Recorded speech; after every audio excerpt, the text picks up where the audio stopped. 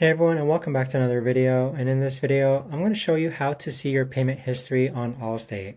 Now this video is going to be particularly useful for individuals. Let's say that you want to see if you've paid your insurance premium from last month on Allstate. How do you actually go ahead and see your payment history? Now this video is going to be short, sweet, and simple, guys. There's not going to be a lot of steps involved. So in order to do this, what you're first going to do is log on to Allstate. And then the next thing that you're going to do is where it says payments, you want to click on this drop down button.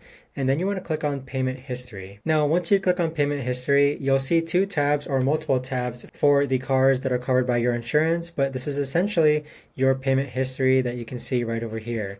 So if you click on the drop down menu, you can actually open up where the payment was made, the amount, and also the payment status. But that right there, guys, is the best and easiest way that I know of to actually go ahead and see your payment history on Allstate.